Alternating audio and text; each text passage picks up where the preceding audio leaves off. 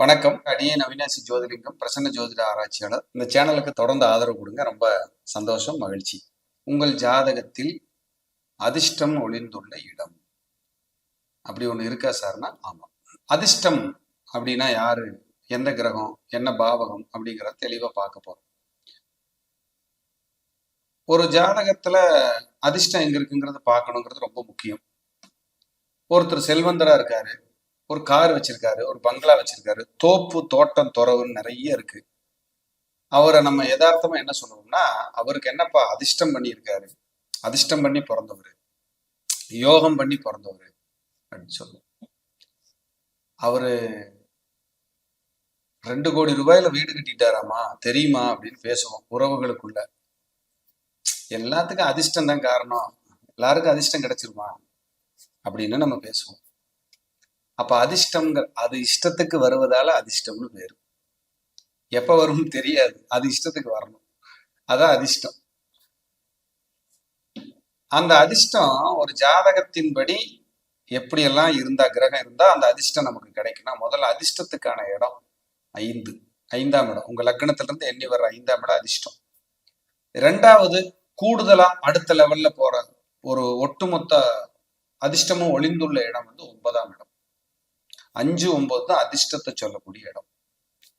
அப்போ உங்களுக்கு அதிர்ஷ்டம் இருக்கா இல்லையான்னு சொன்னா, உங்க ஜாதகத்துல சூரியன் குரு நல்ல நிலைமையில லக்னாதிபதியோட, 2ஆம் அதிபதியோட, லாபாதிபதியோட, 5, 9 குடையவரோட தொடர்புல இருக்காங்களான்னு பாருங்க. இருந்தா நீங்க அதிர்ஷ்டசாலி தான், அதிர்ஷ்டம் உங்களுக்கு உண்டு. அப்படி இல்லை சார் அப்படின்னா அதிர்ஷ்டம் குறைவுன்னு அர்த்தம். 5, 9 ஒரு ஜாதகத்துல கிடக்கூடாது. ஏன்னா ஒண்ணு பாக்கியம் 9ஆம் இடம், இன்னொன்னு அதிர்ஷ்டம் 5ஆம் இடம், இன்னொன்னு குரு, இன்னொன்னு சனி. இதெல்லாம் அதிர்ஷ்டத்தை கொடுக்கும். என்னதான் இருந்தாலும் நேரம் நல்லா இருக்கணும்ல அப்படின்னு நம்ம பேசுவோம். நேரம், நல்ல நேரம் எல்லாமே 5ஆம் இடம். 5ஆம் இடம் ஒரு ஜாதகத்துல கெட்டு போச்சுன்னா பத்திரிக்கை அடிக்கும் போது, நல்ல நேரம் பார்க்கும் போதெல்லாம் பிரச்சனை வரும் வீட்டுல. சூரியன் நீசமான வீட்டுல பாருங்களேன், பத்திரிக்கை அடிக்கிறது, பிளக்ஸ் வைக்கிறது, மாலை வாங்குறது, கல்யாணம் பண்றதுல ஏதாவது ஒரு தகராறு பண்ணும். குரு நீசமான வீட்லயும் இதுதான் நடக்கும். ஒரு நல்ல நேரம் பார்த்து எதையும் செய்ய விடாது. ஒரு டேட் பிக்ஸ் பண்ணுவோம், மாறி. குரு பாதகாதிபதி இருந்தாலும் அப்படித்தான், சூரியன் போய் பாதகஸ்தானத்துல இருந்தாலும் சரி, ஒரு டேட்டை பிக்ஸ் பண்ணி நடத்த விடாது. நல்ல நேரம், நல்ல காரியத்தை மாத்தி விட்டுரும். அது மாத்தினாதான் யோகம் கம்முன்னு இருக்கும், இல்லைன்னா எதையாவது ஒண்ணு பண்ணிட்டு இருக்கும். அப்ப உங்க ஜாதகத்துல இந்த அதிர்ஷ்டம் யோகம்னு சொல்லக்கூடிய 2 மின்களா இருக்கும். இவங்களை நம்ம பலப்படுத்திக்கிட்டே வந்தா அந்த அதிர்ஷ்டம் நமக்கு ஒரு ஓரமா இல்ல நல்லபடியாவே இருக்கும். பொதுவா மலை மேல் இருக்கிற கோயில்களுக்கு போகும்போது அதிர்ஷ்டங்கள் நல்லா வரும். ஏன்னா 2மே ஹில்ஸ் ராசி, தனுசும் மீனமும், தனுசும் சிம்மமும் இங்க மலை ராசிகள்னு சொல்லுவோம். மலை மேல் இருக்கிற கோயில் அதான் பாருங்க, திருப்பதி அதீத செல்வாக்கோட இருந்து பணத்தை கொடுக்குற இடம் திருப்பதி, அங்க போயிட்டு வருவோம். கர்மாவை நீக்கிற இடம், ஊர் பேர்லயே திருவண்ணாமலைன்னு இருக்கும். காவடி எடுத்துட்டு போய் நல்ல ஒரு முன்னேற்றம் வாழ்க்கையில, கர்மாவிலாம் நீக்கி பாத யாத்திரை போற இடம் மலை மேல் இருக்கிற முருகர், பழனி. இப்போ சமீபமா திருத்தணி போயிட்டு வந்தா நல்லா இருக்கு அப்படின்னு அந்த திருத்தணி போறவங்களையும் நம்ம பார்க்க முடியுது. இதெல்லாம் மலை மேலதான் இருக்கு. அம்பாள் கோயில்ல மலை மேல் இருக்கிற கோயிலுக்கு ரொம்ப பிரதானம் வைஷ்ணவி தேவி போயிட்டு வருவாங்க. வைஷ்ணவி தேவி நார்த்ல இருக்கு. அப்ப ஹில்ஸ்ல இருக்கிற கோயில் எல்லாம் பாருங்களேன், அதிர்ஷ்டம் ஒளிஞ்சிருக்குன்னு அர்த்தம். உங்களுடைய துரியத்தில் இருக்கிற கர்மாவை நீக்கக்கூடிய 2 இடம் தான், ஒண்ணு அருவி, இன்னொன்னு மலை.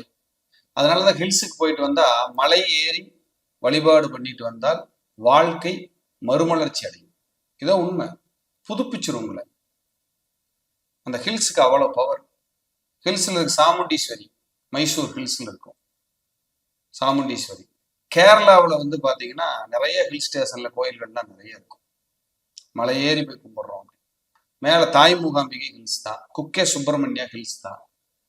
அப்ப மலை மேல இருந்து ஏறி போய் கும்பிடுறதுக்கு கார்த்திகேயா டெம்பிள், இப்போ ஹிமாலயாஸ் அங்க அது ஹில்ஸ் தான், மேல ஏறி தான் போய் கும்பிடணும். அப்ப இப்படி மலை மேல் இருக்கிற தெய்வத்துக்கு வலிமை அதிகம். இது வந்து நம்ம உணர்வு பூர்வமா உணர்ந்த பாத்திரம். குன்றிருக்கும் இடமெல்லாம் குமரன் இருக்கும் இடம். அப்ப முருகரை கும்பிடும் போதெல்லாம் கர்மா நீங்குது, அதிர்ஷ்டம் வருது. இதான் உண்மை. இப்படி நம்ம கரெக்டா அதை ஃபாலோ பண்ணோம்னா நல்லா இருக்கும். அப்போ உங்க ஜாதகத்துல உங்க 9ஆம் அதிபதி யாருன்னு பாருங்க, உங்க 5ஆம் அதிபதி யாருன்னு பாருங்க. அதன்படி அந்த வழிபாடுகளை பண்ணிட்டே வாங்க. இப்ப மேசத்துல இருந்து மீனம் வரைக்கும் 12 ராசிகளுக்கும் 12 லக்னத்துக்கும் நான் சொல்லிடுறேன். லக்னத்துக்கு மேச லக்னம், முதல் லக்னம் மேச லக்னம் திருச்செந்தூர் முருகர். ரிஷப லக்னம் லட்சுமி நாராயணர், லட்சுமி நாராயணர் ஹரிவரதராஜ பெருமாள் ரிஷப லக்னத்துக்கு. மிதுன லக்னத்துக்கு, மிதுன லக்னத்துக்கு ஆதி திருவரங்கம் கள்ளக்குறிச்சி பக்கம் மிதுன லக்னத்துக்கு. கடக லக்னத்துக்கு திருச்செந்தூர் முருகர், திருச்செந்தூர் முருகர். சிம்ம லக்னத்துக்கு, சிம்ம லக்னத்துக்கு பழனி ராஜ அலங்கார முருகர். கன்னி லக்னத்திற்கு ஆதி திருவரங்கம், மகாலட்சுமி வழிபாடு, காஞ்சி காமாட்சி. இந்த மூணுமே கன்னி லக்னக்காரங்க. துலா லக்ன அன்பர்களுக்கு, துலாம் லக்ன அன்பர்களுக்கு ஆதி கும்பேஸ்வரர் ஹர சாப விமோச்சன பெருமாள். துலா லக்ன அன்பர்களுக்கு அதிர்ஷ்டத்தையும் பாக்கியத்தையும் கொடுக்கக்கூடியவர்கள். விருச்சிக லக்ன அன்பர்களுக்கு காஞ்சி காமாட்சி, மதுரை மீனாட்சி, இந்த மாதிரி தனித்த அம்மன் சக்தி உள்ள தெய்வங்களை கும்பிடலாம். திருச்செந்தூர் முருகரை கும்பிடலாம், குருவாயூரப்பனையும் கும்பிடலாம். சூப்பரா இருக்கும் விருச்சிக லக்னம். தனுசு லக்ன அன்பர்களுக்கு ஸ்ரீராமர், தனுசு லக்ன அன்பர்களுக்கு ஸ்ரீராமர். ராஜ அலங்கார முருகன், எந்த முருகராக இருந்தாலும் சரி, ராஜ அலங்கார முருகர். அதே போல மகர லக்ன அன்பர்களுக்கு, மகர லக்ன அன்பர் லட்சுமி நாராயணர், லட்சுமி நரசிம்மர் இல்ல நாராயணர். கும்ப லக்ன அன்பர்களுக்கு ஒரே நேர்கோட்டில் உள்ள 3 லட்சுமி நரசிம்மர். கும்ப லக்ன அன்பர்களுக்கு ஒரே நேர்கோட்டில் இருக்கிற 3 லட்சுமி நரசிம்மர். மகர லக்னத்துக்கு லட்சுமி நாராயணர், கும்ப லக்னத்துக்கு ஒரே நேர்கோட்டில் இருக்கிற லட்சுமி நரசிம்மர். போன தடவை பேசி இருக்கும் போது 9ஆம் இடத்துக்கு மட்டும்தான் பேசியிருப்போம். இப்ப 5, 9 அதிர்ஷ்டத்தை டெவலப் பண்ணக்கூடிய ரெண்டையும் மிங்கிள் பண்ணி கோயில் தரேன் உங்களுக்கு. மீன லக்ன அன்பர்களுக்கு உங்களுக்கு பகவதி அம்சம், எந்த பகவதி அம்சமா இருந்தாலும் சரி, உதாரணத்துக்கு சோட்டானி கரை பகவதி, அப்படி இப்படி 12 லக்னக்காரர்களுக்கும் கோயில்.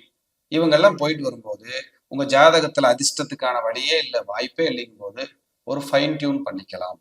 அந்த அதிர்ஷ்டம் வாய்ப்பு உங்களுக்கு கிடைக்க நிறைய சான்சஸ் இருக்கு. ட்ரை பண்ணுங்க, கிடைக்கட்டும், நம்புங்க. கிடைக்கணும்னு நான் பிரார்த்தனை பண்ணிக்கிறேன், உங்களை வாழ்த்துறேன். மீண்டும் ஒரு நல்ல பதிவில் சந்திக்கிறேன். நன்றி, வணக்கம், வாழ்க வளம்.